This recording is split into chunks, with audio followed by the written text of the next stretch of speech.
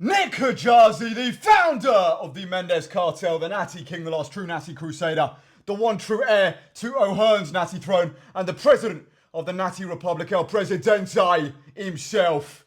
Gentlemen, welcome back. It is a rest day, which means it's time for the rest day Q&A, answering questions from the comment section on the Operation Shredded series. You got any questions for me? I'll answer them on my rest day. Put them in the comment section of this video. Let's get down to business, chaps. Before we get into the first question, though, gentlemen, we're here with the co-founder. Co-founder, say something, man. Say what's up. What's good with it, boys? How's it going? Here with the co-founder, the king himself. Gentlemen, before we get in the video, it is the winter arc. There's no better time to grow and put on muscle than now. And there's no better place to be to put on muscle than inside our online community at the Mendez Cartel, where you'll have full access to all of our training and nutrition programs. Link in the description. And if you're interested to go an even further step than just being in our online community, and you actually want full-on one-to-one coaching, and you want to take that next step with both of us, go to my Instagram, link in the description, and DM me the word cartel. And lastly, chaps, Natty Republic merch is coming soon. I know I've been saying it for a while, but I promise it's coming soon. As you can see, on their way. First come, first serve. All right, let's get down to business. First question is from James. How long do you think the cut will last? 12 weeks. If I can do this in 12 weeks, that would be good. Ideally, when This I is get... number what? This is at nearly the end of the week 6, but a solid 6 weeks. I mean, I'm 184 is the lowest I've weighed. I weighed 184 this morning, which is my all-time low again. So I tied my all-time low this morning. So normally I drop. So I'll probably finish this week in like the 183s. Ideally, like 175 is when, like the mid 170s is when I get very lean. And that's 8 pounds in 6 weeks, definitely possible. So I would say, yeah, if I can get mid 170s, maybe low 170s in another 6 weeks, I'll be very, very happy. The next 6 weeks will define the cut. Maybe a touch longer, but if I can No get 170s? Fuck. that would be tough. That would be tough. But mid 170s would be nice. But if I can get in and out the cut in another 6 weeks to 12-week cut phase, I'll be happy. All right, next question is from Aluminium Garage, one of the regulars. Are you and the co-founder Blood Brothers? And why does the co-founder have a different accent? So me and the co-founder, we say... We are. We are Blood Brothers. We are. So basically... So, okay, this is what happened. The reason he speaks a different accent, and a lot of people ask this question, because he's got a Latino accent, a Colombian accent. I've got more of kind of like an English accent, kind of English, European English accent. I've got a British accent. The reason I speak like this is because basically our dad, who was a bit of our dad's Colombian. He's a bit of a crazy nut job, okay? He got in some trouble with the feds in Colombia. We don't want to say what he did with... Okay, you think Colombia, what's the first thing you think of? We don't want to say what he was selling or how much he got caught. We don't want to say that because listen, there's still like there's stuff. This is serious stuff that could go really, really dark and bad. We don't want to say that. But anyway, he made a lot of money, okay, and they didn't catch a lot of the cash he had. So basically, he sent me off to English boarding school. He stayed in Colombia, went to a private school in Colombia, and basically we didn't see each other, and we never knew why. And only until we only reconnected like at 12, 13 years old later in life.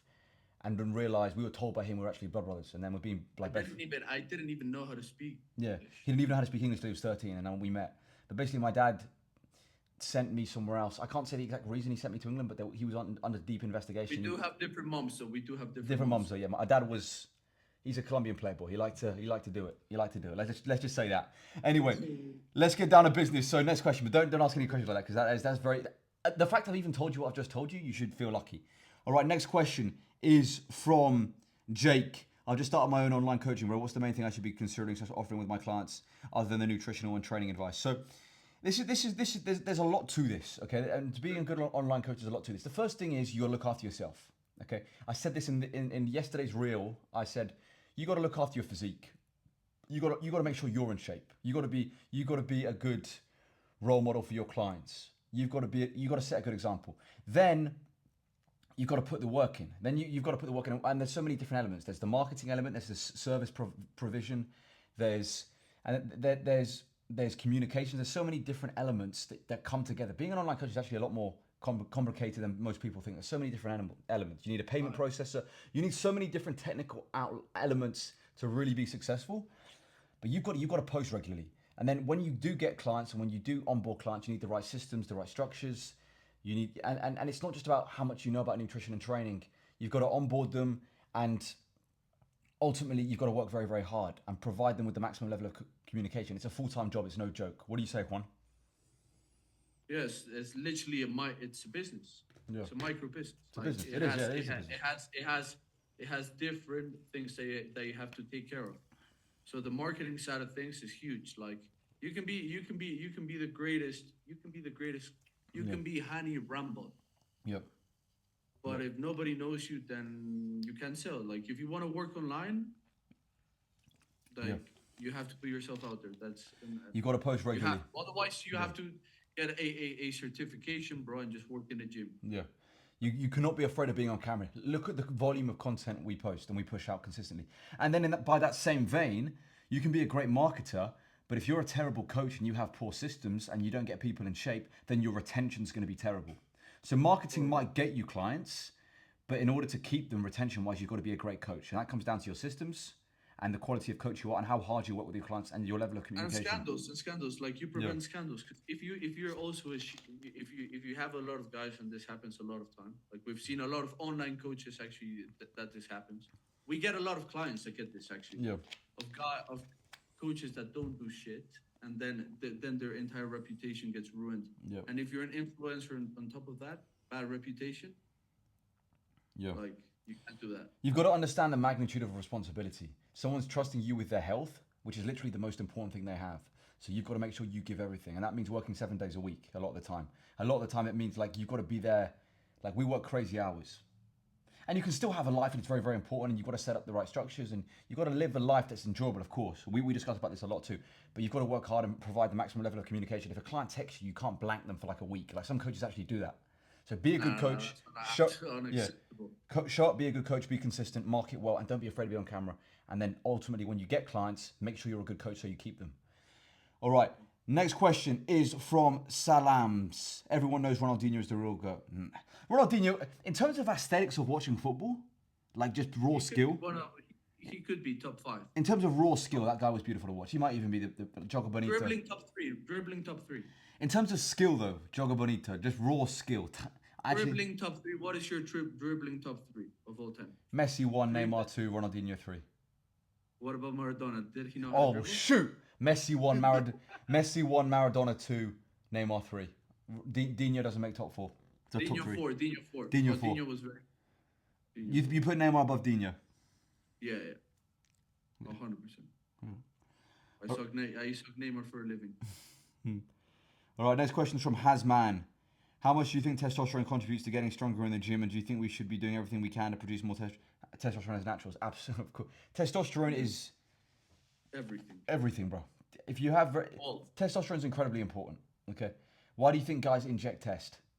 Why do you think guys would do whatever it takes to inject test? Why do you think millions of men worldwide are on TRT? Because it works miracles. It works wonders. Everything is just like it's so important. People like even TNF talks about this. Like people don't understand the magnitude of how potent testosterone is. Like you can inject a tiny bit. Yeah. You'll instantly become stronger the day after. Your workout's better the day after. It's crazy what it does. It's crazy. And that's why always stay natural. Don't do it. You don't need to jump on it. But there's ways to naturally enhance your testosterone. Okay. Make sure you train consistently. That's the most important thing. Make sure you're in the gym training hard. That's naturally going to increase your testosterone. Good nutrition naturally increases your test. Good sleep and recovery naturally increases your test. So live a good natural life like we do. Try and maximize all the different variables, the basics, which just recovery, good sleep, training, nutrition, and your test will naturally go up. So as a man, and then good supplementation with creatine and making sure you get good access to sunlight and living a healthy life, because modern society is kind of set up in a certain fashion with all these computer screens and everything to kind of lower men's tests naturally. But again, that's kind of played into too much. But just live in an environment and a healthy life that increases your testosterone as much as possible. Okay. Next question is from Grandpa Joe. This is my grandpa. What are the differences in your training when cutting and bulking? Nothing. Exact same. The only thing I'll do maybe is tail off the... The thing is I still train quite high volume on a cut too. My volume isn't that different, to be honest, on a cut and a bulk. Maybe lower it a touch near the very end. But the one thing I do is less advanced strength progression systems. Like I'll do less strength programming. On a cut, I just tend to do typical reverse pyramid. Like I'll do top sets and back offs. Whereas on a bulk, I'll run like more advanced strength progression systems like a 5-3-1 or like actual strength programming, because there's a lot, you're in a strength building phase during a bulk. And you can do a lot more complicated. You can do a way more complicated strength programming. Whereas on a cut, it's just more simplistic reverse pyramid, top set and back off. What do you say in that sense, bro? How does your training differ? Yeah, nothing. Just, I mean, volume. Obviously, in terms like it comes down to some people like just volume. That's it. But you should be training as heavy as possible. Nothing changes regarding like rep ranges. Nothing. Yeah. Same rep ranges, same movements. All right, next question. Yeah. Next question from Ehab. My gym got the same weights. You're adding 2.5 kg as the handle weight. Yeah, on those old school dumbbells, they don't count the weight of the handle, whereas in commercial gyms they do. So if you actually weigh the dumbbell, it's like the 50s are like 52.8. All right, next question is from Velin Ivanov. I'm currently starting to become a personal trainer, and this guy has become something of an example of what a real online coach is. I appreciate that, bro. Thank you, man. Let's try and work hard. We both try and work hard. Stay consistent. Love the gym, bro. If you're going to do something, love the gym. If you're going to be a PT, love the gym, man. And hopefully you transition to online, because working in a gym isn't fun, bro. I've never done it, but I promise you. You can't scale. How many clients can you have IRL? Yeah, and you can't scale. You can't scale. You can't have more than, No. I don't know. And imagine the no-shows. It must be like a hustle. Like, imagine a client doesn't show up. It must be like... Try and go online, bro. Adrian Depew. Dude, you're looking insane. What do you plan on cutting down to? I appreciate it, bro. Yeah, mid 170s, like I said. If I can get there, I'll be happy. 80 kilo flat, and then I'll see. And then if I have to go lower, if I'm not happy with the leanness, then I'll go lower. But 80 kilo flat's the goal to begin with. And then I want to be completely shredded. So if I'm not completely shredded 80 kilo flat, I'll just keep submerging down. It's that simple. Final question from Gudau. 20 inches is too much for a natural who wants to stay relatively lean. 18 is already humongous. Arm size, I think you're referring to. Yeah, I've never measured my arms. I'll make a reel measuring my arms. I mean, a lot of the time, it's not even like, some guys have 20-inch arms, but they're 20 inches of fat. Like, it's sometimes, and sometimes some guys have 16-inch arms, but they look massive.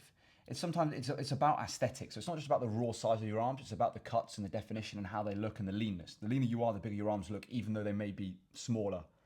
Like Rich Piana's arms. Like, that guy had like 25-inch arms. They didn't look nice, right? But they were full of synthol, full of oil. They looked horrible, like those, and also tatted.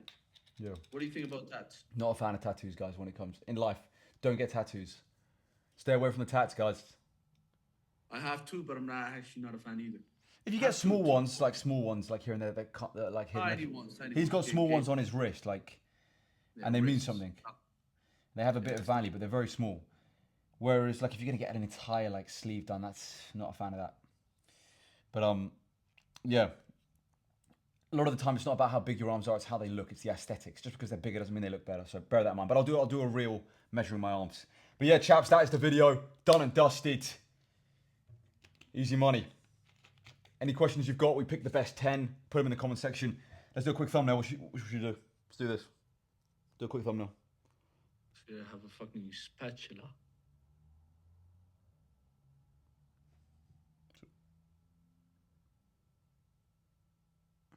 All right, chaps. Nick Ajazi, the founder of the Mendes Cartel, here with the co-founder. Another rest day Q&A in the books. You got any questions, you know where to put them. Subscribe to this channel. Follow me on Instagram and TikTok. Join the Mendes Cartel, link in the description. If you're interested in one-to-one coaching, go to my Instagram and DM me the word cartel.